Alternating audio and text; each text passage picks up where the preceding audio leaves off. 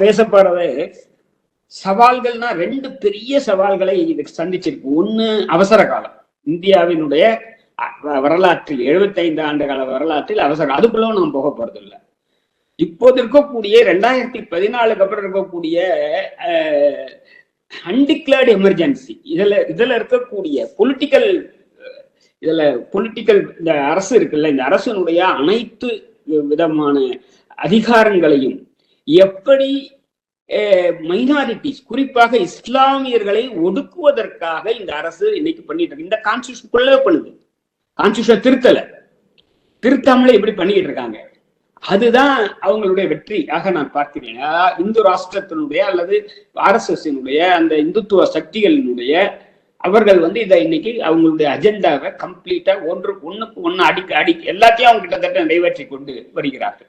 இதுதான் எப்படி இந்த அரசியல் அதிகாரத்தை அவங்க அவங்க அவங்க இஸ்லாமியர்களை, கிறிஸ்தவர்களை, ஏன் அவங்க கிறிஸ்தவர்களை ரெண்டாவதா வச்சிருக்காங்கன்னா எண்ணிக்கையில் அவர்கள் மிக சொற்பமானவர்கள். அதனால இஸ்லாமியர்கள் மேல் தாக்குதலை தொடுக்கிறாங்க.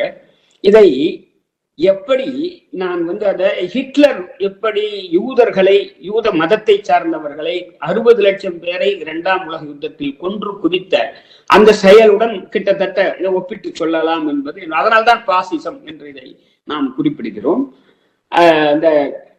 அப்ப இருக்கக்கூடிய அந்த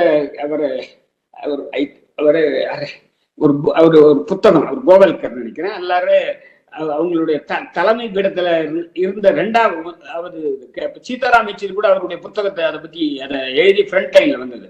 அவர் அதை வெளிப்படையாகவே எங்களுடைய கொள்கை ஹிட்லரின் கொள்கை என்றதை அதில் எழுதியிருக்காரு. அதை பதிவு பண்ணியிருக்காங்க. ஃப்ரண்ட் லைன்ல புத்தகமா ஃப்ரண்ட் லைனே போட்டுது. அதை இப்போ பாரதி புத்தகாலயம் போட்டிருக்கு. அதை சீதாராம் யெச்சூரியுடைய நினைவாக இப்ப போட்டாங்க. அது எழுதுந்து 1993 பாபர் மசூதி இடிக்கப்பட்டவுடன். அப்ப நான் இப்ப செக்குலரிசம் இருக்கு, அதை பத்தி ஏற்கனவே சொன்னாங்க, பேசினாங்க. அதை பற்றி பேச போறேன். ஆக்சுவலி செக்குலரிசம் இல்லை. இன்று இந்து ராஷ்டிரம் என்பது கட்டமைக்கப்பட்டுள்ளதாகவே நான் பார்க்கிறேன். ஏன்னா இஸ்லாமியர்களுக்கு இங்கே ஒரு 2ஆம் தர பிரஜைகளாக ஆக்கப்பட்டிருக்கிறார்கள் என்பதை நான் நிறுவுவதற்காக முயற்சிக்கிறேன். நான் மீண்டும் சொல்கிறேன், நான் அந்த சாதி சம்பந்தமான பிரச்சனை சோசியல் ஜஸ்டிஸ்குள்ளார நான் போகலன்ட்டு.